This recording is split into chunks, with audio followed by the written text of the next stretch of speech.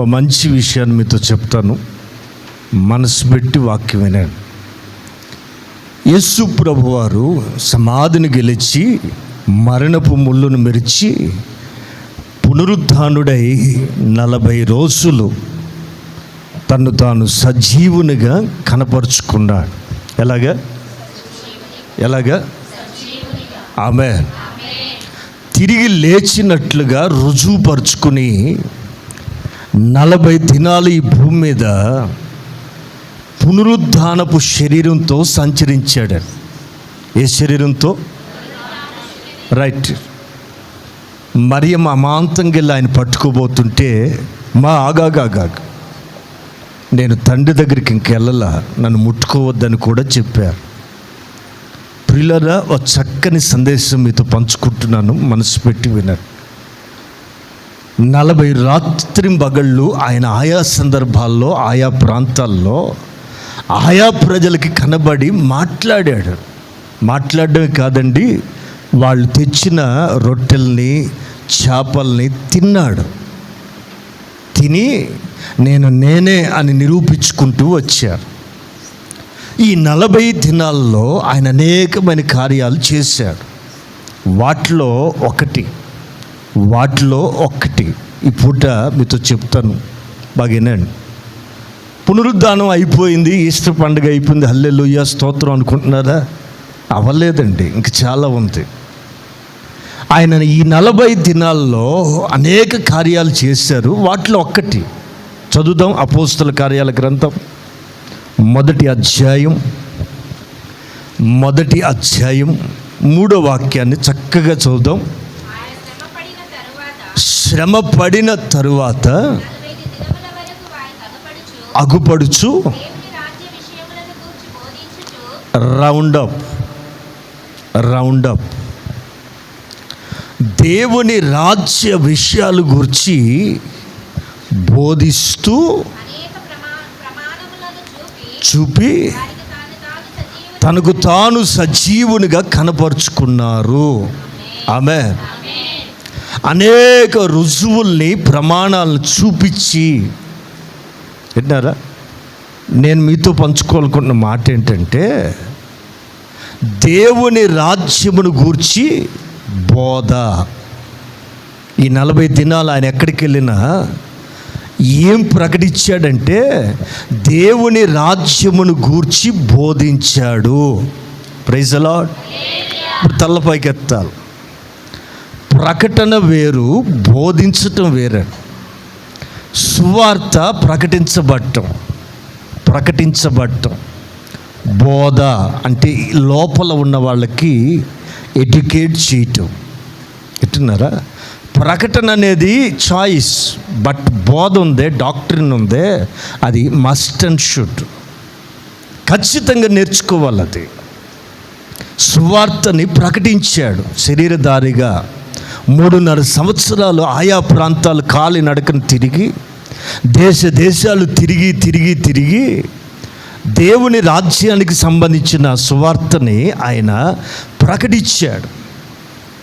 ప్రకటనల అనేది ఎవరిష్టం, అంగీకరించే వాళ్ళు అంగీకరించవచ్చు, లేని వాళ్ళు లేకపోవచ్చు. It is choice. సువార్త ప్రకటించిన ఆ రోజుల్లో నమ్మిన వాళ్ళు ఆయన వెంబడించారు, నమ్మని వాళ్ళు వ్యతిరేకించారు. ఆ రోజున ఉన్నారు, ఈరోజు కూడా ఉన్నారు.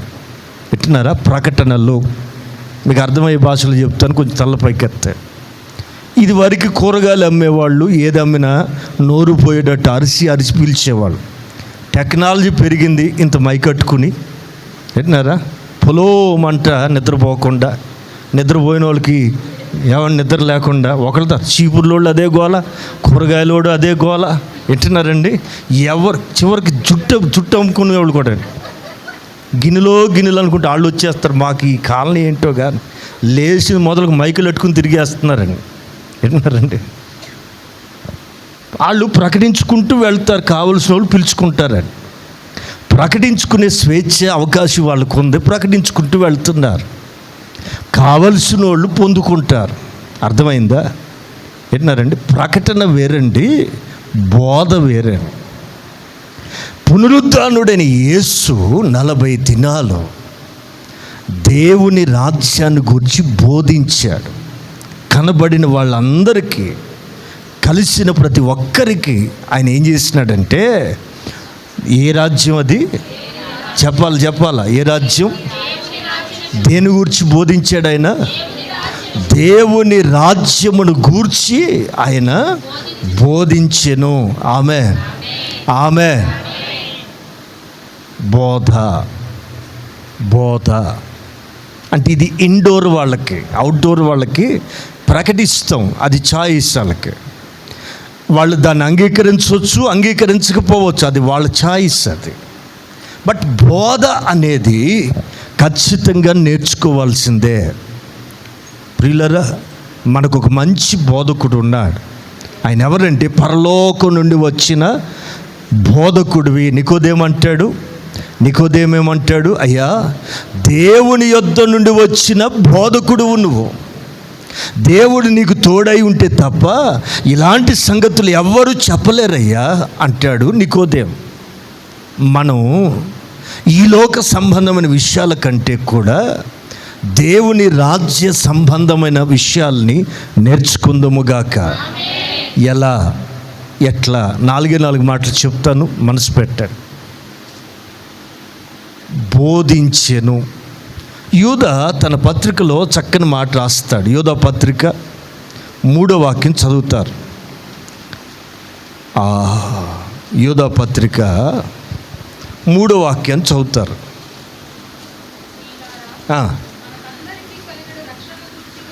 మనకందరికీ కలిగడి రక్షణను గూర్చి రాయవలనని ఉండగా పరిశుద్ధులకు ఒక్కసారే అప్పగించబడిన బోధ విషయమై మీరు పోరాడవలనని నేను ఎంతో కోరుచున్నాను. బోధని కలిపే వాళ్ళు ఎక్కువైపోయారు, కలిపేసి చెరిపేసే వాళ్ళు ఎక్కువైపోతున్నారు. వింటున్నారా? ఇదే వాక్యాన్ని, ఇదే బోధని రకరకాలుగా డైవర్ట్ చేసే అబద్ధ బోధకులు అనేకులు చొరబడి ఉన్నారు.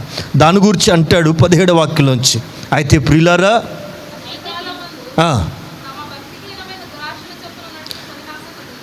ఏంటన్నారా? అంత్యకాలమందు తమ భక్తిహీనమైన దురాశలు అనుసరించే అపహాసకులు ఉంటారని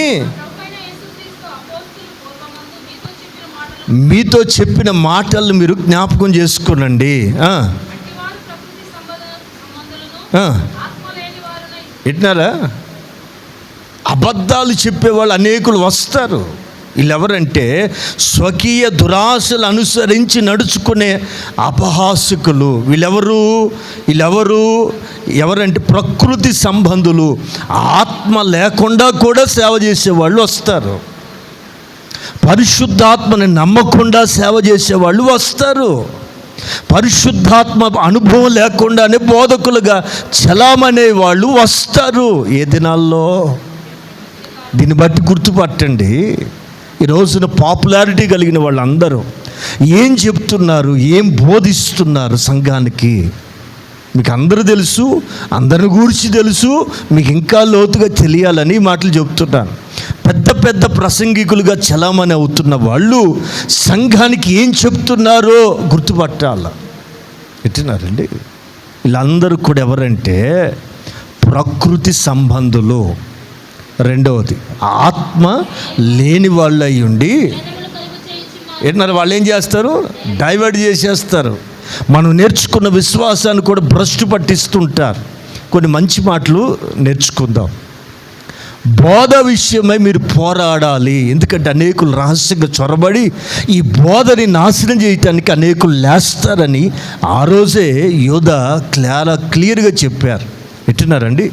అందుకే ఈ యోధా భక్తుడు ఏమంటాడంటే, పరిశుద్ధులకు ఒక్కసారి అప్పగించబడిన బోధ విషయమై మీరేం చేయాలట? అవసరమైతే పోరాడండి, బోధ నిమిత్తం నిలబడండి. రకరకాల చెప్పిడి బోధలు, తప్పుడు బోధలు చెప్పేవాళ్ళు లేస్తున్నారు.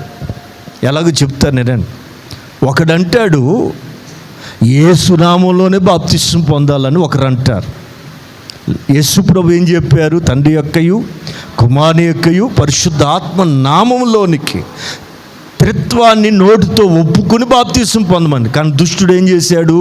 అక్కడ ఒక మాట ఉంది అపోస్తల కార్యాల్లో, వారందరికీ యేసు ప్రభుని అంగీకరించే రోజులు కావు కనుక ఇదిగో ఈ నామంలోనే మీరు బాప్తీసం పొందాలని వాళ్ళకి చెప్పాడు, మనకు కాదు వాళ్ళు చెప్పేది. ఎవరైతే క్రీస్తు విరోధులు ఉన్నారో, యూదులు ఉన్నారో, వాళ్ళకి అర్థం కావటానికి ఆ రోజు చెప్తే ఆ ఒక్క మొక్క పట్టుకుని ఇదిగో ఈ నామంలోనే. మరొకడు అంటాడు, ఆదివారం ఏమో ఆరాధన, అప్పుడు చెప్పల తరతరాలకు మీకు కట్టడని. ఎవరికి చెప్పాడు? ఇజ్రాయేల్ ప్రజలకు చెప్పాడు. విశ్రాంతి దినం ఇజ్రాయేలీలకి, మనకు కాదు. మనది పునరుద్ధాన దినం. ఆమె ప్రభు పునరుద్ధానాన్ని ఆరాధించే జనాంగం మనం. ఎవరికి వర్తిస్తాయో వాళ్ళకి వాడాలి, అందరికి కాదు. వింటున్నారండి? మగపిల్లల బట్టలు ఆడవాళ్ళకి, ఆడపిల్లల బట్టలు మగవాళ్ళకి వేస్తే ఎంత వికారంగా ఉంటుందో, యూదుల కండిషన్స్ వేరు, అన్యులకి కండిషన్స్ వేరని. అందుకని వాక్యాలు లోతుగా నేర్చుకుంటే ఏది ఏంటో చాలా తేటగా అర్థమవుతుంది. ఈ 40 దినాలు శరీరధారిగా ఉన్నప్పుడు సువార్తని ప్రకటించాడు, దేవుని రాజ్య సువార్తని ప్రకటించాడు. పునరుద్ధానుడైన తరువాత పునరుద్ధానపు దేహంతో చెప్పాడు. ఇంకా చెప్పాలంటే ఆయన మరికొద్ది దినాల్లో పరలోకానికి వెళ్ళబోతున్నాడు కనుక అది ఆయనకు చాలా పీక్ టైం, ఒత్తిడి కలిగిన సమయం. వెళ్ళిపోతూ ఎవరైనా అమెరికా వెళ్ళిపోయి 2 ఏళ్ల వరకు రాలేదనుకోండి, ఆ ఇంటికి సంబంధించిన వాళ్ళు ఎవరి చేతులకు అప్పబడితే వాళ్ళకి అప్పచెప్పరు. ఎవరికి అప్పచెప్తారు? నమ్మకస్తులు పిలిచి బాధ్యతలన్నీ అప్పగించి మళ్ళీ 2 ఏళ్ల వరకు మేము రావురా బాబు, దీని అంతటి కూడా చాలా జాగ్రత్త చూసుకోమని బాధ్యతలు చెప్పి వెళ్తారు. అలాగే యేసు ప్రభు వెళ్ళిపోతున్న విలువైన సమయంలో బోధించెను. ఆమె ఆ బోధ మనకి చాలా అవసరం అండి, చాలా అవసరం. ఏ బోధ అది? ఏ బోధ? ఆమె అర్థమవుతుందా? దేవుని రాజ్యమును గూర్చిన బోధ. తెస్సలోనికి మొదటి పత్రిక 2వ అధ్యాయం, తెస్సలోనికి మొదటి పత్రిక 2వ అధ్యాయం 11వ వాక్యాన్ని గట్టిగా చదవాలి.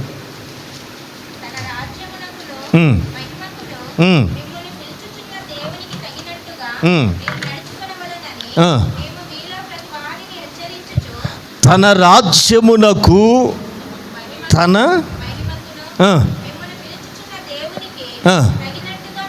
నడుచుకొనవలనని. చాలండి. మనమందరం కూడా దేవుని చేత పిలువబడిన వాళ్ళం. ఆమె అర్థమవుతుందండి?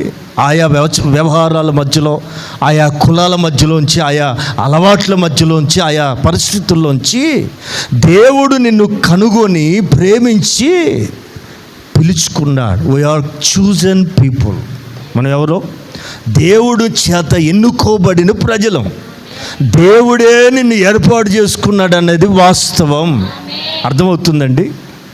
దేవుడు నిన్ను పిలుచుకున్నాడు. దేనికి? కొరింథీ సంఘంతో ఆయన అంటాడు, పరిశుద్ధులుగా ఉండుటకు, ఇంకా తన కుమారునితో సహవాసము చేయుటకు మిమ్మల్ని పిలిచిన దేవుడు నమ్మదగినవాడు. ఆమేన్. మనము పిలువబడ్డాం, దేవుడు నిన్ను పిలుచుకున్నాడు. పిలువబడిన నీవు నడవాలి. వింటున్నారా? చిన్నప్పుడు పిల్లోని కనుక నడిపించకపోతే వాడు ఏమవుతాడు తెలుసా? నడక రాకుండా అలాగే ఉండిపోతాడు. పిల్లలకు మాటలు ఎలా వస్తాయో తెలుసా? తల్లి పలకటాన్ని బట్టి, శబ్దాన్ని గుర్తుపట్టి, లిప్ మూమెంట్ని బట్టి వాడు కూడా ట్రై చేస్తాడు. పిల్లోడితో కనుక మాట్లాడకపోతే వాడు ఏమవుతాడు తెలుసా? చెప్పరేమండి? అది మనం కూడా మనం ఆరాధించే దేవుడు స్వభావం నేర్చుకోవాలంటే ఆయనతో నడవాలి. ఆయన దగ్గర అనేక సంగతులు మనం నేర్చుకోవాలి, నడవాలి. నడక మనిషి ప్రవర్తన తెలియజేస్తుంది. ఎట్టినారండి? పీత ఎలా నడుస్తుందండి? ఎండ్రకాయ ఎట్లా నడుస్తుంది? దానికి 1/2 డజన్ కాళ్ళు ఉంటాయి. అమ్మా, ఎన్ని కాళ్ళు? కనుక దానికి ఎటు నడవాలో అర్థం కాక అడిపోతే అడిపోద్ది, ఇటు పోతే తిన్నకి మాత్రం నడవదండి. దానికి అడ్డకాళ్ళు ఉన్నాయి కనుక పోతే ఇటుపోద్ది, లేకపోతే మనకు 2 కాళ్ళు ఇచ్చాడు. ఎలా నడవమని? అమ్మ, మన నడక స్టైల్ చూసి మనం చెప్పవచ్చు. విన్నారా? కొంతమంది వయ్యారు అనకంటే ఏమనుకోకండి. కొంతమంది నడక చెప్తుంది వాళ్ళు ఎంత అహంకారంతో నడుస్తున్నారు. అందుకని నీ నడక వాళ్ళని వీళ్ళని బట్టి కాదు సుమా, ఎవరిని బట్టి నడుచుకొనవలనని. ఎలా నడవాలట? చదవాలి. అక్కడ ఏలు పెట్టలేదా? తన రాజ్యమునకు తన మహిమకు మిమ్మల్ని పిలిచిన దేవునికి తగినట్లుగా నడవాలి. అర్థమవుతుందండి? అర్థమవుతుందా? తన రాజ్యమునకు తన మహిమకు మిమ్మల్ని పిలిచిన దేవునికి తగినట్లుగా నడుచుకొనవలనని. చాలండి, అక్కడ వరకు చాలు. ఎవరి కొరకు నడవాలి ఈ ఆత్మీయ యాత్ర అంటే? తన రాజ్యానికి తన మహిమకి. మనల్ని దేవుడు ఎందుకు పిలుచుకున్నాడు తెలుసండి? మనం తన రాజ్యంలో ఉండాలి. మనది పరలోక రాజ్యం. పిలాతు అడిగాడు, నువ్వు రాజువా? అవును, నువ్వు అన్నట్టే. మరి ఏ రాజ్యానికి అంటే, నా రాజ్యం లోక సంబంధమైనది కాదు. ఎట్టినారా? ప్రభు చెప్పారు, నా రాజ్యము అంతము లేని రాజ్యం. ఎట్టినారా? ఆ రాజ్యానికి నీవు హక్కుదారుడిగా, యోగ్యురాలుగా పిలువబడ్డాం. పిలువబడిన నీవు రెండు విషయాలు గమనించాలి. తన రాజ్యమునకు తన, చెప్పాలి, మీ నోటితో పలకాల మాటలు, తన రాజ్యానికి ఆమేన్, తన రాజ్యానికి తన మహిమకి తగినట్లుగా నడవాలని మనం పిలుచుకున్నాడు. రెండు విషయాలు అక్కడ గుర్తుపడుతున్నాం. మొదటిది రాజ్యం, రెండవది ఎవరి రాజ్యం, ఎవరి మహిమది. మీరు మాట్లాడుతుంటే నేను చెప్పేది ఎక్కుతుంది, అందుకని మాట్లాడిస్తాం. తన రాజ్యానికి తన మహిమకి. వింటున్నారండి?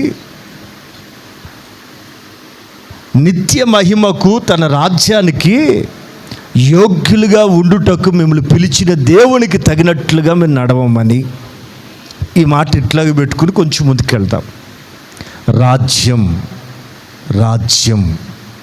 పౌలు గారు రోమ సంఘంతో 14 అధ్యాయాలు అంటారు, దేవుని రాజ్యం అంటే ఏంటో కాదు. 14 అధ్యాయం రోమపత్రిక 14 అధ్యాయం 17 వాక్యం చదువుతున్నారు.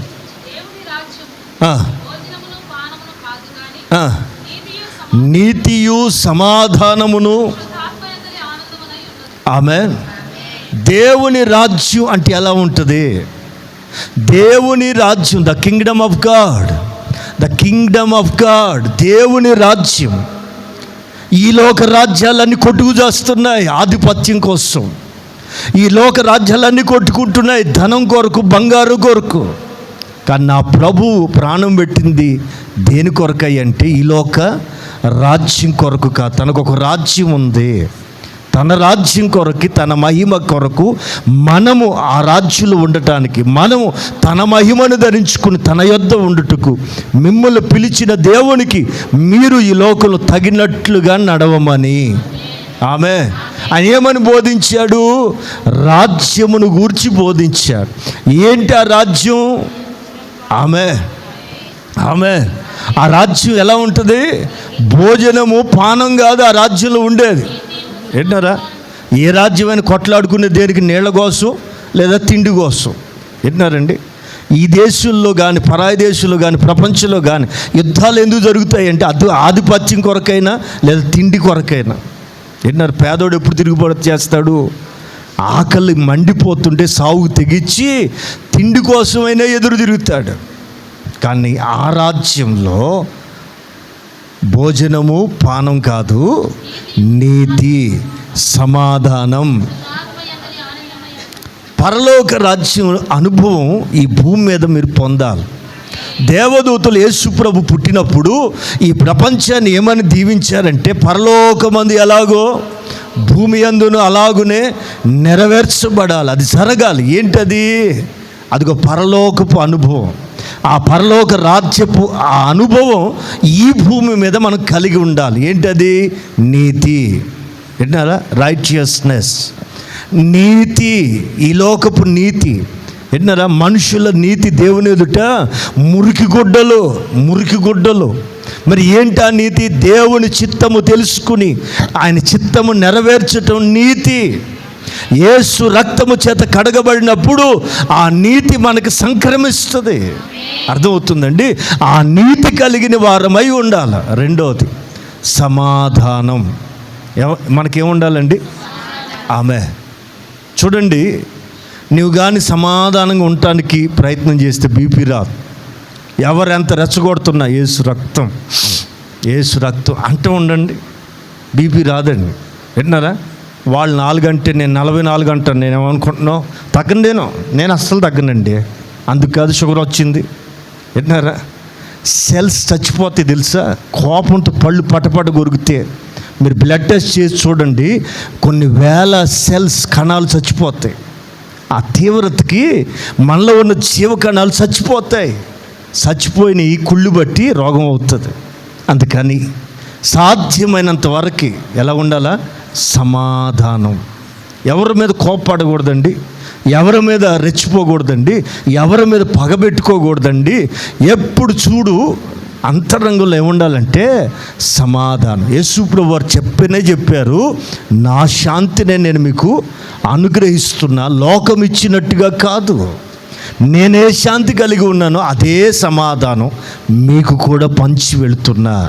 ఆమె దేవుని రాజ్యం అంటే భోజనము పానం కాదు. వింటున్నారా?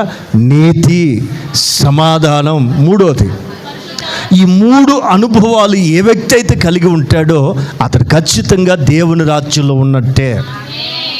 ఈ లోకంలో ఉన్నప్పటికీ మనం దేవుని రాజ్య సంబంధులం. ఏ రాజ్య సంబంధులం? ఆమె 2 మాటలు చెప్తారు. యేసు ప్రభు ఒకసారి చిన్నపిల్లలు ఆయన దగ్గరికి వస్తుంటే ఈ అపోస్తులు ఉన్నారు కదా, మీరెందుకు రా పిల్లకాయలు అడిపోండి అంటుంటే యేసు ప్రభు వారు ఒక మాట అంటారు. చదువుదాం. మార్కు సువార్త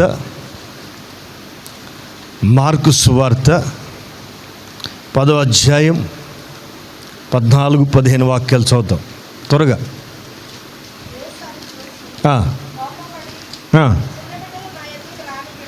చిన్న బిడ్డల్ని నా యొద్దకు రానివ్వండి. ఆమె చిన్న బిడ్డ వలె దేవుని రాజ్యాన్ని అంగీకరింపని వాడు అందులో ఎంత మాత్రం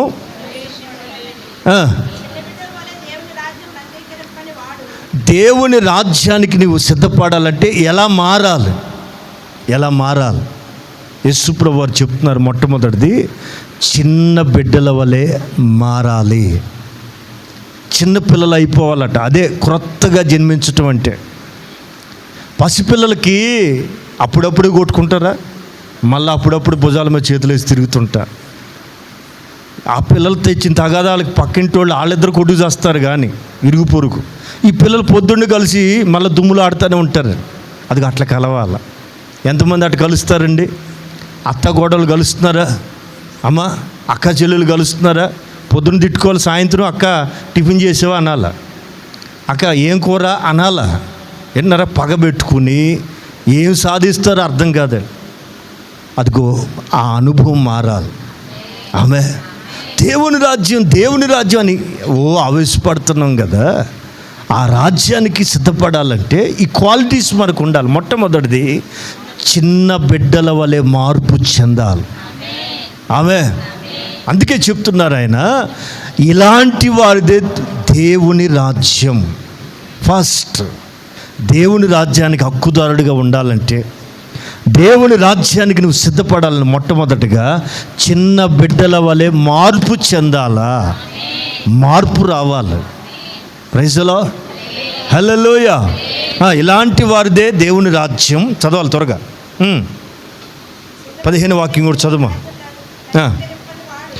చిన్న బిడ్డల వలె దేవుని రాజ్యాన్ని అంగీకరింపని వాడు అందులో ఎంత మాత్రం. Praise the lord. అలాగే 23-24 కూడా చూద్దాం. అమ్మా 23 రా, 10-23 మార్క్.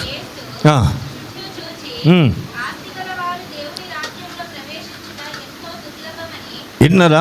ఆస్తి కలవారు దేవుని రాజ్యములో ప్రవేశించుడు ఎంతో దుర్లభం అని ఆ, ఆయన మాటలకు శిష్యులు విస్మయం పొందిరి. ఆ, అందుకు యేసు తిరిగి వారితో ఇట్లా నేను, ఆ. పిల్లలారా, ఆ. తమ ఆస్తి యందు నమ్మిక ఇచ్చువారు వింటున్నారండి? రాజ్యంలో ప్రవేశించుట ఆమె ఎంతో దుర్లభం. ఆయన ఏమంటారంటే, పిల్లలారా తమ ఆస్తి యందు నమ్మిక ఇంచువారు. వింటున్నారండి? కొంతమందికి ఆస్తి అంటే మహాప్రాణం. వింటున్నారండి? ఆస్తి మీకు కొంచెం లోతుగా చెప్తానేనండి. కుమారులు యెహోవా అనుగ్రహించిన అంటే ఆస్తి కదా. మరి కుమార్తెల గురించి ఎందుకు రాయలే సొలొమోను? అంటే సొలొమోనుకి ఆడపిల్ల అంటే కోపమా? గర్భఫలం ఆయన ఇచ్చు బహుమానం, కుమారులు ఆయన అనుగ్రహించే స్వాస్థ్యం. ఏంటన్నారా? మరి ముఖ్యంగా కొడుకులున్న తల్లులు, కొడుకును కానీ ఎవరైనా అంటే ఈవెన్ వాళ్ళ నాన్న అన్నా కూడా చాలా ఊరుకోయా అని అడ్డం పడిపోతుంటుంది. ఎందుకని ఆస్తి నాకున్న ఒకే ఒక్క అది కాదు, అదే వద్దని. ఎంతవరకు ప్రేమించాలో అబ్రహాము దగ్గర నేర్చుకోవాలి. అబ్రహాము లేక లేక లేక లేక ఆస్తిగా ఇచ్చాడని అబ్బా ఏం ముడుచుకుంటున్నాడో. దాదాపు 12-13 ఏళ్ళు వచ్చేసరికి దేవుడికి ఒళ్ళుమండి, ఒరేయ్ ఇచ్చింది నేను, నువ్వు ప్రేమించేది ఎవరిని? ఇచ్చినోడిని ప్రేమిస్తావా, ఇచ్చిన దాన్ని ప్రేమిస్తావా అని ఆయన ఏం చేశాడండి? ఆ ఆస్తిని బలి ఇచ్చేయమన్నాడు. ఏంటన్నారా? దహన బలిగా అర్పించమన్నాడు. అందుకని నా మాట ఏనండి, వస్తువులు కానీ, మనుషులు కానీ, పిల్లలు కానీ, కార్లు కానీ, కుక్కలను కానీ, అమ్మ కొంతమందికి ఈ మధ్య ఫ్యాషన్ అయిపోయింది. కుక్క అంటే ప్రాణం, భర్తను కూడా పట్టించుకోరు. కానీ వింటున్నారండి? కుక్క అంటే మహాప్రాణం అండి. అది అక్కడే తింటుంది, అక్కడే వంటూలు, అబ్బా భరించలేం బాబా. కొంతమందికి ఇది ఒక సోకు అయిపోయిందండి. దేన్నైతే అధికంగా ప్రేమిస్తాం అది ఒకరోజు తీసేయబడుతుంది. మీకు తెలుసో తెలియదు, సత్యం అండి. అందుకని దేవుని కంటే కొంతమంది దేవుని సమయాన్ని కూడా పోగొట్టుకుంటారు వాటిలో పడిపోయి. అందుకే చాలా నష్టపోయేది. అందుకేనండి నా ప్రియులారా ఆలోచించండి. అందుకే యేసు ప్రభువు వారు చెప్తున్నారు, ఆస్తి కలిగిన వాడు, చదవాలి ఆ మాట చాలా బాగుంటాయి. 22వ, తమ ఆస్తి యందు నమ్మిక ఉంచువారు రాజ్యంలో ప్రవేశించుట ఎంతో దుర్లభం. ఆమె తమ ఆస్తి తాతల నుంచి వచ్చింది కానీ, నువ్వు కష్టపడిందే కానీ దేనిని కూడా ప్రేమించుకోడు. యెహోవా ఇచ్చెను, యెహోవా తీసుకుంటాడు. అంటే అది స్థిరమైంది కాదు. మరి ఎవరు స్థిరం? ఇచ్చిన దేవుడే మనకు స్థిరం. అస్థిరమైన అదిగో చక్కగా రాస్తాడు యాకోబు, అంతేనా? యాకోబు పత్రికేనా? అస్థిరమైన ధనము యందు నమ్మిక ఉంచక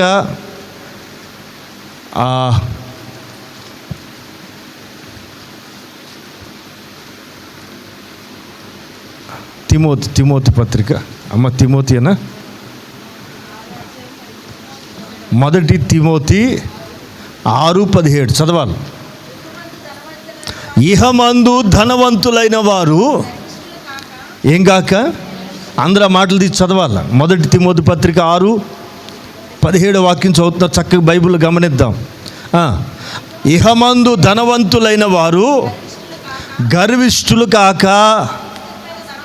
ఏంటన్నారండి? ఇహమందు ధనం ఒకవేళ దేవుడిస్తే రేపు ఎంతమందికి నాకు దేవుడు ఇస్తాడని నమ్మకం ఉంది? ఈరోజు దీనస్థితిలో అందరు ఎత్తరే, మీరంతా బాగుపడాలని కదా మా కష్టం అంతాను. ఓకే, ఖచ్చితంగా మనం దీవించబడతాం. ఇవి చూసారా, సగం చేతుల్లో లేస్తున్నాయి సుమా. దీవించబడుదురుగాక, వర్ధిల్లుదురుగాక. ఎస్, మనం అన్నిటిని పొందాలి, అన్నిటికీ హక్కుదారులమే, అన్నిటికీ యోగ్యులమే. అర్థమవుతుందా? దేవుని దగ్గరకు వచ్చి మాట పడకూడదు. విన్నారా? అడగాల్సిన అన్నీ అడగాలి, పొందాల్సిన అన్నీ పొందాలి. స్తోత్రం, హల్లెలూయా. ఒకవేళ రేపు మీకు దేవుడు ధారాళంగా డబ్బులు ఇస్తే ధారాళంగా ఏం చేస్తాం? అన్నయ్య కారు కొనుక్కొని అటే పోతా సినిమా హాల్కి, అవునా? మరి ఇదంతా ఎందుకండి? కొంతమంది లేనప్పుడు బాగానే ఉంటారు. రేపు గనక దేవుడు ఇస్తే తీర్మానంతో చెప్పండి, నేను దేని వైపు? ఆమె వెనుదిరుగువాడు ఆయన రాజ్యానికి హక్కుదారుడు కాదు. ఒకటి, చిన్న బిడ్డల వల్లే మారాలి. రెండవది ఎట్టినారా, అస్థిరమైన ధనాన్ని ప్రేమించకూడదు. ఏంటారా, రేపు ఇస్తాడు దేవుడు, ఇచ్చి శోధిస్తాడు, తీసేసి శోధిస్తాడు, ఇక అయిపోయింది. స్తోత్రం. లేనప్పుడు ఎంత నమ్మకంగా ఉంటున్నామో, దీన స్థితిలో ఎంత నీవు ఆధారపడుతున్నావు, రేపు వచ్చినా కూడా మారనే కూడదు. ఆమేన్, ఆమేన్. మారనే. అందుకే తిమోతితో పౌలు గారు చెప్తారు, ఇహమందు ధనవంతులైన వారు ఏం కాకూడదు, డబ్బు వస్తే ఏం రాకూడదు, డబ్బు వస్తే జబ్బు వస్తుంది. ఏంటది? గర్వం. మీరు చూడండి, మనలో మన మాట, 100 రూపాయలు ఉన్నప్పుడు ఒక ఫీలింగ్, 10,000 కనుక జేబులో ఉంటే మీరు ఎవరినైనా గమనించారు, వాడు కళ్ళద్దాలు తీసి ఇక్కడ పెడతాడు. ఎక్కడ పెడతాడండి? అంటే కళ్ళు ఎక్కడికి వచ్చినట్టు? అమ్మా, దాని అర్థం ఏంటి చెప్పాలా? మీరు చెప్పాలా? నాకు అనిపిస్తుంది, ఓ కళ్ళు వీళ్ళకి ఉండాల్సిన చోట నుంచి పైకి ఎక్కినాయి అని అనిపిస్తుందండి. ఎట్టినారా? ఏం రాకూడదు. రేపు ఎంత వచ్చినా సరే, ఈరోజు 1000 రూపాయలు చేతులు ఉండొచ్చు, రేపు 1,00,000 రూపాయలు పట్టుకున్న, 1,00,00,000 రూపాయలు ఇచ్చిన, అయ్యి బాబాయ్ మాకు ఎక్కడలేండి 1,00,00,000 రూపాయలు అనకండి బాబా. మీరు ఆ విధంగా దీవించబడాలనేది మా కోరిక. మీరు కష్టపడిన కష్టం వ్యర్థం కాకూడదని, కార్చిన కన్నీరు నష్టం కాకూడదని మా సేవకుల ప్రయాసం అంతా కూడా. ఖచ్చితంగా దేవుడు అన్నీ ఇస్తాడు, నో డౌట్. ఒంటరి చేతులతో బయలుదేరిన యాకోబు చేతికర్రతో మొదలుపెట్టిన ఆ యాత్ర 2 గుంపులుగా చేసిన దేవుడే మిమ్మల్ని కూడా దీవించునుగాక. ఈ రోజున ఏమీ లేదని దిగులుతో ఇక్కడికి వచ్చేవేమో, అంతా పోయిందని బాధతో మిగిలిపోయేవో. నా దేవుడు అన్యాయస్తుడు కాదు. పోగొట్టుకున్న దానికి ప్రతిగా రెట్టింపునిచ్చే దేవుడు. స్తోత్రం, హల్లెలూయా. రేపు ఇస్తాడు లేదా అమ్మా? కొంచెం గట్టిగా మాట్లాడండి బాబా. అమ్మా, ఎవరికి? నాకు ఈడా, అది రైట్, మీకు ఇస్తాడు, నాకు. ఇచ్చిన తరువాత ఏం రాకూడదు? ఆమె గర్వం అంటే, నా దగ్గర డబ్బులు ఉన్నాయి. ఒకడు యెరూషలేము నుంచి గిట్ట బయలుదేరాడు. అర్థమైందా? యెరూషలేములోంచి యెరికోకి నడుచుకుంటూ పోతూ డబ్బులు ఉన్నాయి, బట్టలు ఉన్నాయి, నా దగ్గర పట్టు బట్టలు ఉన్నాయి అనుకుంటూ పోతున్నాడు, అందరూ తెలియాలని. ఎంతలో వినగోడిన వాళ్ళు విన్నారు, వినాల్సిన వాళ్ళు విన్నారు, వినగోడిన వాళ్ళు ఎవరు దొంగలు విన్నారు. ఎరా డబ్బులు ఉన్నాయా, మాకు కావాల్సిన నువ్వని ఏమండి కాలర పట్టుకుని చితగొట్టేశారు. సుమా విన్నారా? తోచుకుని కొర ప్రాణంతో విడిచిపెట్టి వెళ్ళిపోయారట. చంపకూడదు. ఈ దొంగలు ఎంత విచిత్రమైన వాళ్ళు అంటే, దోచుకుంటారు, తంతారు మళ్ళా. విన్నారండి? అందుకని ఏదున్నా మనం బయటికి చెప్పుకోకూడదు. డబ్బులు ఉన్నాయి అని అనకూడదు. ఎట్టినారండి? అది రాకూడని గర్వం. రైట్. పౌలు గారి మాటలో అక్కడ రాస్తుంది ఏంటంటే, ఇహమందు ధనవంతులైన వారు గర్విష్ఠులు కాక, అది రౌండ్ అప్. ధనము శాశ్వతం కాదు. డబ్బుకున్న లక్షణం ఏంటి? ఈ రోజున నీ జేబులో ఉన్న 100 పాలోడు బూత్కి వెళ్ళిపోద్ది, పొద్దుండి వాడి చేతుల్లోంచి డీలర్ దగ్గరికి వెళ్ళిపోద్ది. రోజులు ఎన్ని చేతులు మారుతుందో తెలుసో ఈ నోట్ అనేది. ధనము స్థిరమైంది కాదు. ధనము బైబిల్ చెబుతుంది అస్థిరమైనది. అస్థిరమైన ధనము యందు నమ్మిక ఉంచక, అదిగో సుఖపడాల. దేవునికి డబ్బు ఇస్తే ఏం చేస్తారు మీరు చెప్పాలా? అదేనన్నయ్య, చెన్నై పక్కనే ఉందిగా, సౌత్ ఇండియా దాని పక్కనే ఉందిగా, రెండింటిని దుమ్ము దులిపేస్తామన్నయ్య, మొత్తం ఖాళీ చేసేస్తామని. అదే వద్దంటే ఇచ్చినారా? దేవునికి ఇచ్చే దేనికంటే సుఖం వేరు, లగ్జరీ వేరు. కంఫర్ట్నెస్ వేరు, లగ్జరీ వేరు. ఈ రోజున ఫ్యాన్ తీసుకుపోయారో కూలర్ కొనుక్కోండి, ఇంకా అవకాశం ఉందా ఏసీ పెట్టుకోండి. డబ్బులని ఏం తగలేసుకుంటామా? ఏం చేయాలా? దేవుడు మీకు డబ్బులు ఇస్తే మీరేం చేయాలి? దాన్ని చెప్పాలా? ఒకప్పుడు కష్టపడ్డావు, దేవుడు ఇచ్చాడు, దాన్ని మీరు సుఖంగా అనుభవించుటకు ధారాళముగా అనుగ్రహించు దేవుని అందే తప్ప. ఆమేన్. పాయింట్ అర్థమైందా లేదా? ఇహమందు ధనవంతులైన వారు ఇదిగో ఈ యాటిట్యూడ్తో ఉండాలి. ఏంటది? గర్వం రాకూడదు. ఏదన్నా ఉంటే తినాలి, సుఖంగా దాన్ని అనుభవించాలి తప్ప ఏదేదేదేదేదో మూట కట్టాలనుకుంటావా? ఎవడో ఎత్తుకుపోతాడు. ఇది ఆడపిల్లల తల్లిదండ్రులు మూతి కట్టుకుని మూట కడతారా? ఆడెవడో పనికి మాలిన అల్లుడు ఎత్తుకుని పోతాడు ఆ పిల్లని, ఉన్న ఆస్తి అంతా తన్నుకుపోతాడు. వీళ్ళు కడుపు కట్టుకున్న దేనికి? తినాల్సిన టైంలో తినరు, గ్యాస్ ట్రబులు, ఏవండి రకరకాల జబ్బులు, ఇదంతా దేనికి? అందుకని ఏనాటి కీడు ఎంతమందికి అర్థమవుతుందో నా బాధ అంతా. దేవుడు మీకు ఇచ్చిందంతా కూడా సుఖంగా అనుభవించాను. రేపటి సంగతి దేవుడు చూసుకుంటాడు. పిల్లల్ని ఇచ్చిన వాడు పెళ్ళిళ్ళు చేయడా? ఆమె మరి ఇప్పుడు నుంచి ఎందుకు? జాగ్రత్త అన్నయ్య. ఏం సాధిస్తా? ఎంత జాగ్రత్త చేసి చెప్పు. 10 లక్షలు ఏమైనా ఉన్నాయా? 10 రూపాయలు లేవన్నయ్యా. ఎంతమంది తెలియదండి నాకు. అందుకని ఏదేదో సాధిద్దామని ఆవేశపడకండి. దేవుడిచ్చిందల్లా చక్కగా మీరు తినండి, శుభ్రంగా ఉండండి. రేపటి రోజు ఆయన ఇప్పటికి ఇచ్చినోడు రేపు ఇవ్వలేడండి. విశ్వాసం. ఆమెన్. నా ప్రియులారా, బోధించాడు ఏమని? రక్షణ పొందండి, మారు మనసు పొందండి, అది చెప్పేశాడు. అది అయిపోయింది. ఆయన వెళ్ళిపోతున్నటువంటి తరుణంలో పునరుద్ధానుడైనది యేసయ్య చెప్తుంది ఏంటంటే బోధ. ఏం బోధ? దేవుని రాజ్యాన్ని గూర్చిన బోధ. దేవుని రాజ్యం అంటే భోజనము పానం కాదు, నీతి సమాధానం. ఆ అనుభవంలోకి రావాలని మొట్టమొదటికి చిన్న బిడ్డల వలె మారాలి. రెండోది, ఎవరి దేవుని రాజ్యానికి హక్కుదారులు అంటే మార్క్స్ వార్తలు మనం చదివాం 10వ అధ్యాయంలో 23-24. చూచి ఏంటన్నారా? ఆస్తి డబ్బులు కాదు, ఆస్తులు. ఒక్కొక్కడికి 10 ఎకరాలు 20 ఎకరాలు, ఒక్కొక్కడి పేరుతో 100 ఎకరాలు. ఏమిటికండి? ఏం చేసుకోను? ఎవడు పూచికి పుల్ల కూడా పట్టుకెళ్ళే.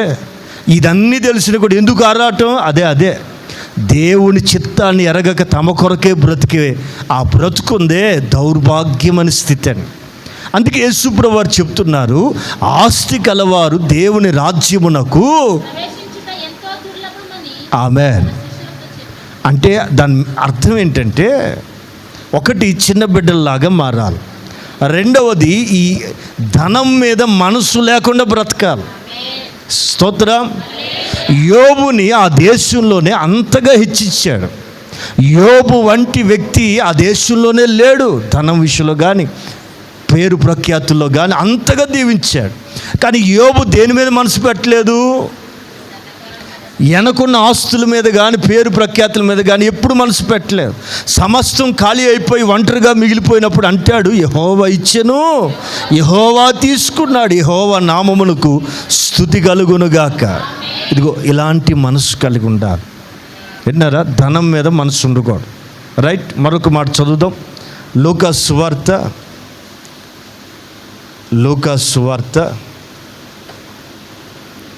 9వ అధ్యాయం 62వ వాక్యం. త్వరగా చదవాలి. లూకా సువార్త 9వ అధ్యాయం 62వ వాక్యం. యేసు ప్రభువు వారు చెప్పారు, నాగటి మీద చెయ్యి పెట్టి విన్నారా?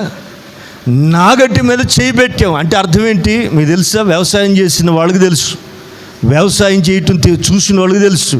రైతులు నాగటి మీద చేయబెట్టి దున్నుకుంటూ ముందుకెళ్ళిపోతాడు, కానీ వెనక్కి తిరిగి చూడు, అబ్బా ఎంత దువ్వినానో అని చూసుకుని అయ్యి బాబు సార్లు పూటకు అనుకుంటాడు.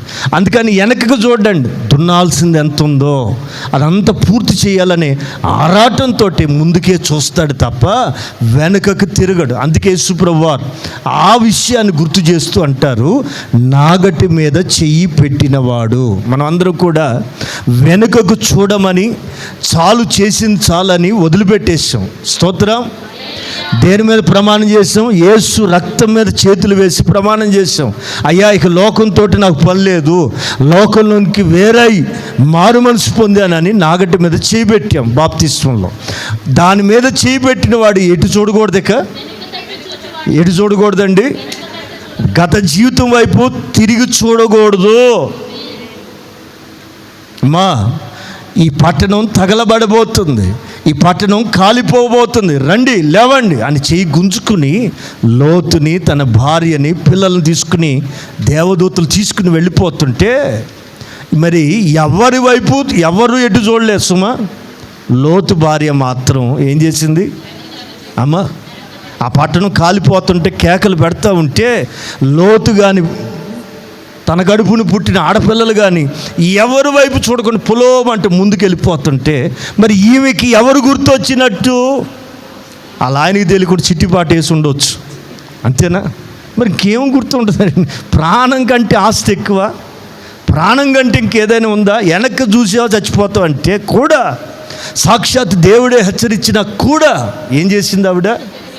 వెనకకు చూసిన వాళ్ళందరూ కూడా బ్రతుకులు నాశనం అయిపోయాడు. ఒరే ప్రవక్త, ఓ ప్రవక్త, నినివేకి వెళ్ళి సువార్త చెప్పరా అంటే, అయ్య బాబోయ్, ఏ పట్టణమైనా వెళ్తా కానీ ఆ పట్టణం అసలు దుర్మార్గులండి, వెళ్తే చాలు కొట్టి చంపేస్తారు సువార్త చెప్పిన వాళ్ళు, నేను వెళ్ళండి అంటాడు. రై, నువ్వే వెళ్ళు, నేను చూసుకుంటానంటే ఇక దేవుడితో పడలేక నినివే వెళ్ళాల్సిన వాడు ఏమి ఎక్కాడు? అమ్మ, తర్షీష్ ఎక్కాడు. ఎక్కినోడుకు ఇక పైన కనపడితే కొడతాడేమోనని ఓడ అడుగు దిగు భాగానికి వెళ్ళి ఇక పోతున్నాడు. చూసారా, మామూలు నిద్ర కాదండి, దున్నపోతు నిద్ర. వింటున్నారా? దున్నపోతు నిద్ర పోతున్నాడు.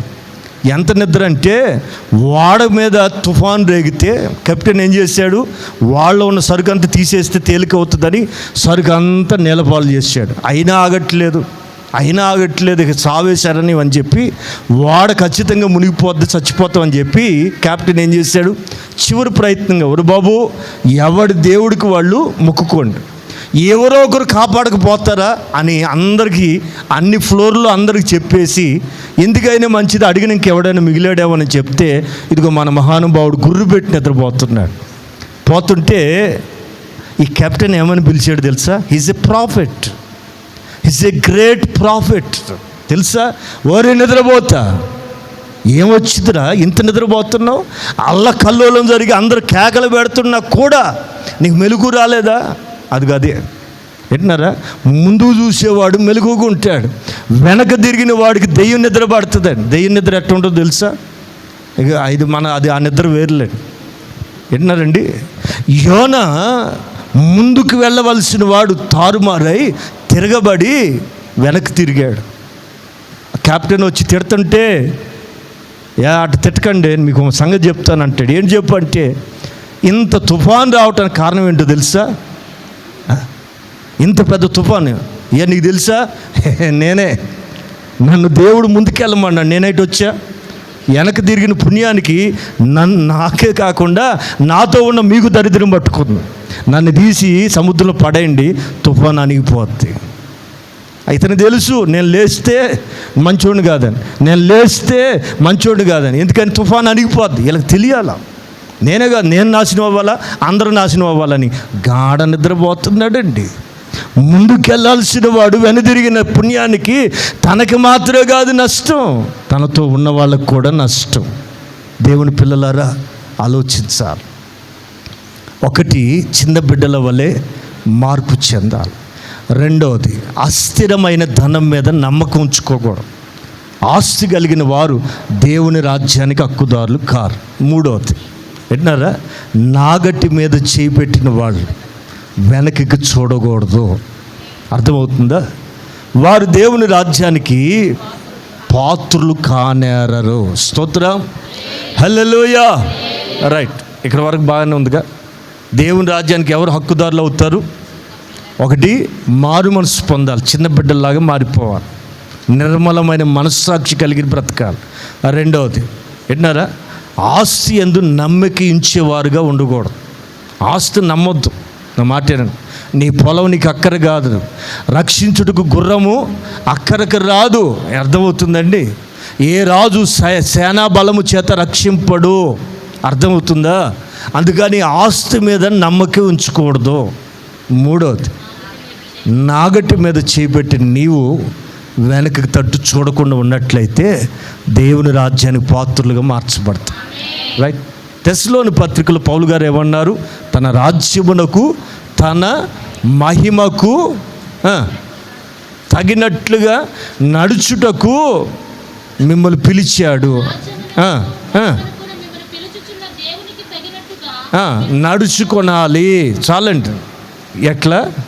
తన రాజ్యానికి, తన మహిమకు. మిమ్మల్ని పిలుచుచున్న దేవునికి తగిన రైట్. రాజ్యానికి హక్కుదారులుగా ఉండాలంటే చిన్న బిడ్డలుగా మారాలి. ఆస్తి మీద నమ్మకుంచుకోకూడదు. నాగటి మీద చేయి పెట్టి వెనక్కి. రెండోది మహిమ. ఒకటి రాజ్యానికి, రెండోది మహిమకు మిమ్మల్ని పిలిచాడు. తన మహిమ. తల పైకెత్తాలి. ఇంతవరకు అర్థమైన వాళ్ళు స్తోత్రం చెప్పండి. ఏమర్థమైంది చెప్పండి ఇప్పుడు? Right, right. దేవుని రాజ్యానికి మనం పిలువబడ్డాం. రెండవది తన రాజ్యం అయిపోయిందా? తన మహిమ. అబ్బా, ఎంత అద్భుతమైన మాట అది. మహిమ, ద గ్లోరీ ఆఫ్ గాడ్. తన మహిమకు మిమ్మల్ని పిలిచాడు. తన మహిమ నువ్వు పొందాలంటే ఏం చేయాలి? యోహాను సువార్త 17వ అధ్యాయం చకచక చదివేసి ముగిచ్చేద్దాం. యోహాను సువార్త 17వ అధ్యాయం 6వ వాక్యం నుంచి 5వ వాక్యం నుంచి కూడా చదువుదాం. యేసు ప్రభు తండ్రితో మాట్లాడుతూ, తండ్రి, లోకము పుట్టక మునుపు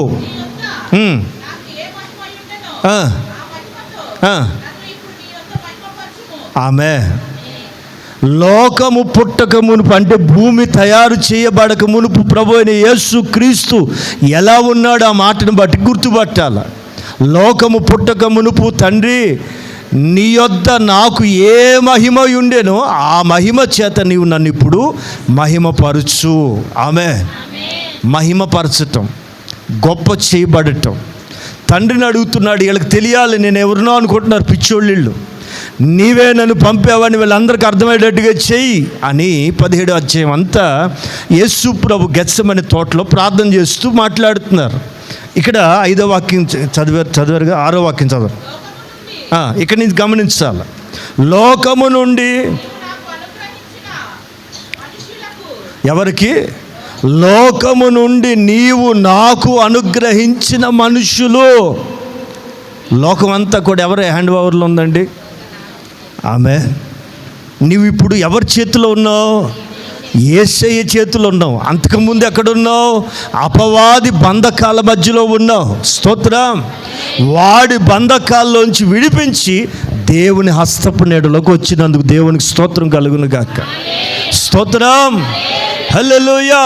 ప్రియులారా, ఇక్కడ యేసు ప్రభువు వారు చెప్తారు, లోకములో నుండి నీవు నాకు అనుగ్రహించిన మనుషులకు. ఆమె.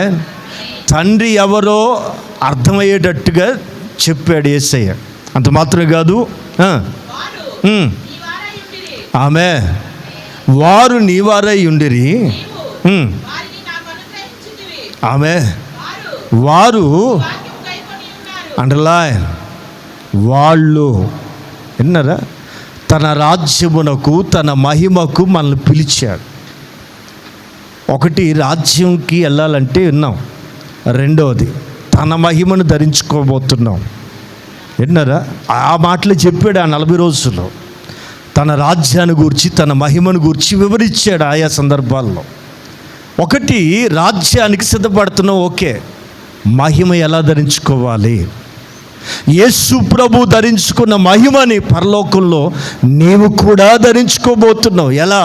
ఏం చేస్తే? మొట్టమొదటిది యేసు ప్రభు వారు అంటారు, లోకంలో నుండి నీవు నాకు అనుగ్రహించిన వారికి నీ నామాన్ని ప్రత్యక్షపరిచితిని. రెండవది వారు నీవారై ఉంటిరి. అండర్లైన్. అమ్మా ఒక్క నిమిషం. నీ మాటలు వాళ్ళు గైకొని ఉన్నారు. దేవుని మాటలు నువ్వేం చేయాలా? గ్రహించగలగాలి. యేసు ప్రభు వారు ఒకసారి విత్తువాని గూర్చిన ఉపమానం చెప్తూ 4 రకాల నేలను గూర్చి చెప్పారు. ఒకటి త్రోవ పక్కన, రెండోది రాతి నేల, మూడోది ముళ్ళకంప, నాలుగోది మంచి నేల. ఈ 4 రకాల మనుషుల గురించి మాట్లాడుతూ మంచి నేల మీద పడిన విత్తనం అనగా వాక్యము 30 దంతలు, 60 దంతలు, 100 అంతలు ఫలించినట్లుగా వివరిస్తూ వచ్చారు. విన్నారా? ఆ వివరించడానికి ముందు ఈ శిష్యులు అడిగారు, ఏమని? బోధకుడా, ఈ విత్తనాన్ని గూర్చిన ఉపమానం 18వ అధ్యాయం మత్తయి సువార్త 13వ అధ్యాయంలో యేసుప్రభువు వారు అంటారు, ఆ తర్వాత 10వ వాక్యం 13:10.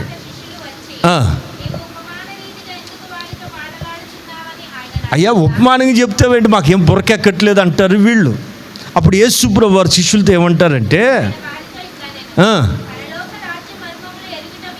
ఏ మర్మాలు ఎరుగుట మీకు అనుగ్రహించబడింది?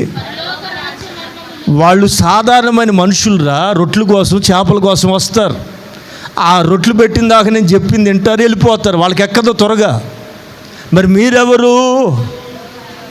వలలు విడిచిపెట్టి, ఫ్యామిలీలు విడిచిపెట్టి, పడవలు విడిచిపెట్టి, సమస్తాన్ని వదిలిపెట్టి నన్ను వెంబడిస్తున్నారుగా 3.5 ఏళ్ళుగా. నన్నే నమ్ముకుని రాత్రి పగళ్ళు నాతోనే నడుస్తున్నారుగా. రొట్టెల కోసం వచ్చిన వాళ్ళకి అర్థం కాకపోవచ్చు, ఎందుకంటే రొట్టెలు ఎప్పుడు పెడతాడో ఏంటన్నారా, రెడీమేడ్ ఫుడ్ పెడుతుంటాడు ఆయన ప్రార్థన చేసి, అది కాదు అవి పెట్టాలంటే వచ్చి వినాలా అని వింటారు, వాళ్ళకి ఎక్క త్వరగా. మరి మీరెవరు?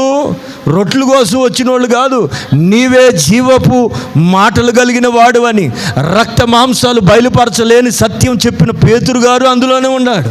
ఆయనకి అర్థం కాలేదు. అందుకే యేసుప్రభువు వారు వాళ్ళు గద్దిస్తూ, దేవుని రాజ్య మర్మాలు ఎరుగుట మీకు అనుగ్రహించబడింది. ఆమేన్. వాక్యమును గ్రహించగలగాలి. రైట్, అక్కడికి వెళ్ళిపోదాం, 17వ అధ్యాయంకి వెళ్ళిపోదాం. యోహాను సువార్త 17వ అధ్యాయం.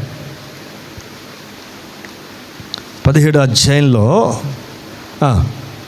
నీవు నాకు అనుగ్రహించిన మాటలన్నీ విన్నారా? అనుగ్రహించిన మాటలు, నేర్చుకున్న మాటలు కాదు, చూసిన మాటలు కాదు. ఏంటది? తండ్రి అయిన దేవుడు కుమారుడైన యేసయ్యకి అనుగ్రహం. ప్రతిరోజు ఏదైతే చెప్పాలో ఆయన బయలుపరుస్తాడు. అందుకే మీరు నేర్చుకోండి, గమనించండి. ప్రసంగాలు వేరు, ప్రకటనలు వేరు. ఎట్టున్నారా? ప్రసంగాలు ఆ బైబిల్ కాలేజీలు, ఈ బైబిల్ కాలేజీలు, యూట్యూబ్లో కొడితే ఏదైనా చెప్పేయచ్చు.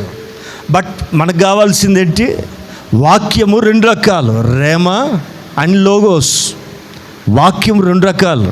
రాయబడిన వాక్యాన్ని లోగోస్ అంటారు, రాయబడి ఉంది కనుక. రెండోది రేమా, దేవుడు పలికే మాట. స్తోత్రం. దేవుడు పలికిస్తున్న మాటలు, రాయబడిన మాటల్లోనూ శక్తి ఉంది, పంపబడిన మాటలు ఉన్నాయే అమితమైన శక్తి ఉంది. రెడీమేడ్ ఫుడ్ మంచిదా ఏమండి? స్టాక్ ఫుడ్ మంచిదా అమ్మా? కొంతమంది కవర్లో ఫుడ్కి భలే ఇష్టపడుతుంటారు. లేసా, పీసా అమ్మా, దానిలో ఏముంటుంది? నిలవ ఉండటానికి కెమికల్ కలుపుతారు. అప్పటికప్పుడు చేసుకున్న దానిలో చెప్పరే, వింటున్నారా? అవి పాత మాటలు, పాత వర్తమానాలు. రెడీమేడ్గా 40 సంవత్సరాలు ప్రతిరోజు కుమ్మరించబడిన ఫ్రెష్ మన్నా తిని వాళ్ళ కాళ్ళు వాచిపోలేదు, వారి వస్త్రములు పాతగిలిపోలేదు, వారి యాత్ర ఆగిపోలేదు. ఫ్రెష్ మన్నా. సో నేను చెప్పొచ్చే మాట ఏంటంటే, రాయబడిన వాక్యం ఉంది, ప్రత్యక్షపరచబడిన వాక్యం కూడా ఉంది. అందుకే యేసుప్రభువు వారు అంటారు, నీవు నాకు అనుగ్రహించిన మాటలు. ఆమేన్, ఆమేన్. అంగీకరించి విన్నారా? వారు ఆ మాటలు అంగీకరించి, ఏ మాటలు? నీవు నాకు అనుగ్రహించిన మాటలు వారు అంగీకరించి, నీవు నా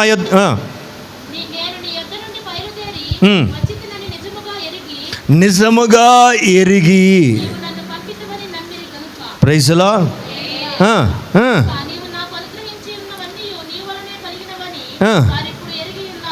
ఎరిగి ఉన్నారు. గ్రహించిన వారు ఎరుగుదురుగాక. దేని ద్వారా? అనుగ్రహించిన మాటలు. ఆమె విన్నారా? అంగీకరించిన వాళ్ళు ఎరుగుదురు. దేవుని వాక్యాన్ని అంగీకరించాలి, పైనుండి పంపబడిన వాక్యాలు. రైట్. ఇంకొక మాట, అదే 17వ అధ్యాయం 16వ వాక్యం చదవాలి.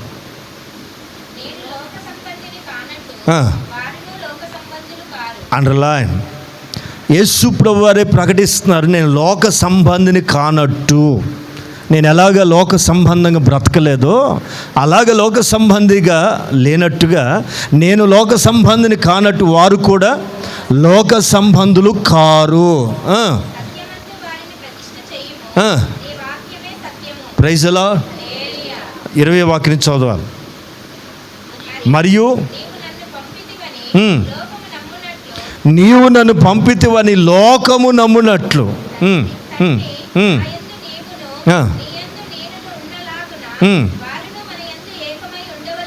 ఎట్లా? నాయందు నీవు నీ యందు నేను ఉన్నలాగునా. అంటే దే ఆర్ బాండెడ్. ఇద్దరు కలిసే ఉన్నారు. నా యందు నీవు నీ యందు నేను కలిసి ఉన్నట్లుగా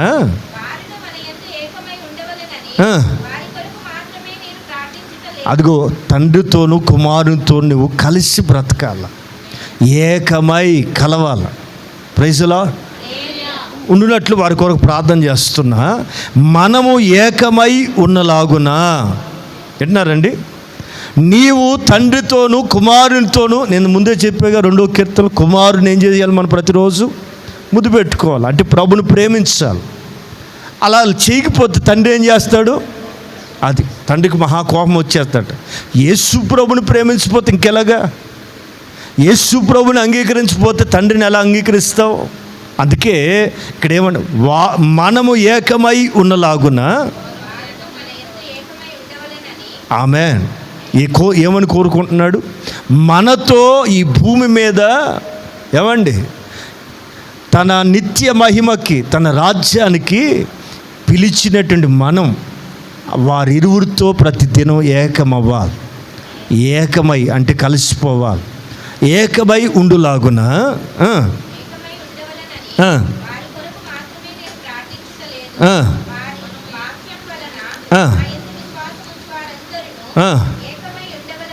మనము ఏకమై ఉన్నలాగున వారును ఏకమై ఉండవలనని నీవు నాకు అనుగ్రహించిన మహిమని నేను వారికి అనుగ్రహిస్తున్నా. మహిమను పొందితే ఐక్యపడతావు తండ్రితోనూ కుమారుతో. నీవు నాకు, మొదటిది అనుగ్రహించబడిన వాక్యం, రెండవది మహిమ.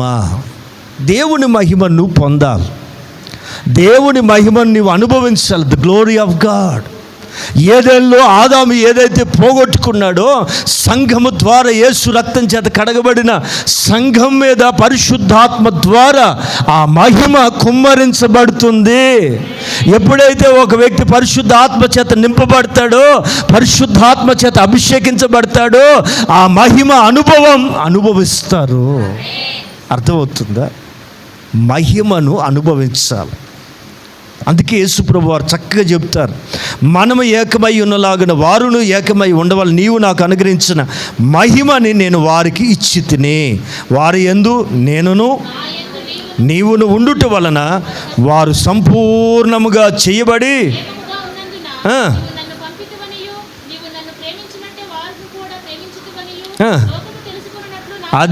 అది దేవుడు నీతో ఉన్నాడని, దేవుడు నీలో ఉన్నాడని ఎలా తెలుస్తుంది? తండ్రితోను కుమారునితో నువ్వు ఏకమైతే, మహిమ నీ మీద ఆవరిస్తే అప్పుడు లోకము గుర్తుపడుతుందట. ఆమె చదవాలి 24వ వాక్యం. తండ్రి ప్రైజ్ ది లార్డ్. 23వ వాక్యంలో నీవు నన్ను ప్రేమించినట్లే వారిని కూడా ప్రేమించితివనియు నాకు అనుగ్రహించిన మహిమని ఎవరికి?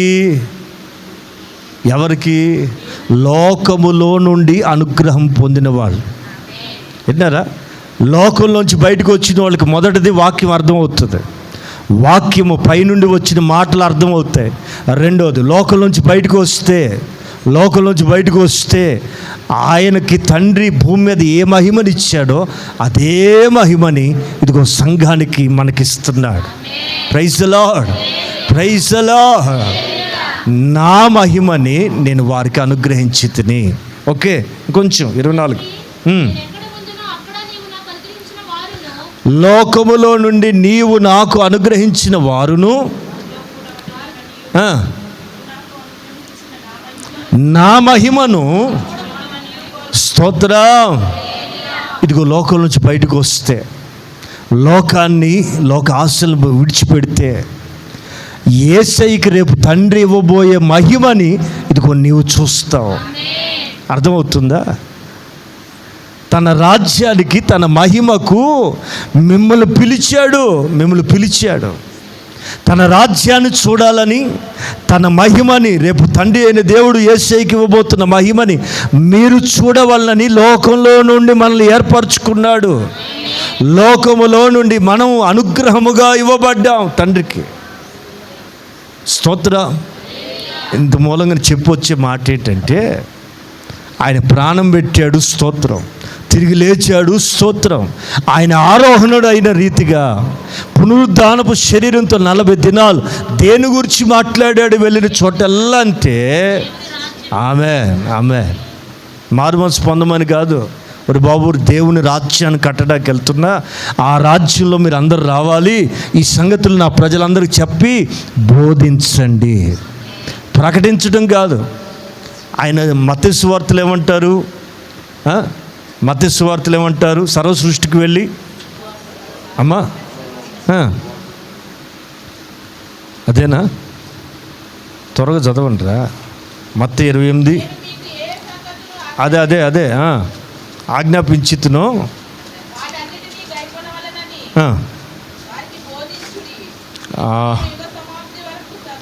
సర్వలోకమునికి 16 మార్కు 16:15. మార్కు 16:15. మీరు సర్వ సృష్టికి వెళ్ళి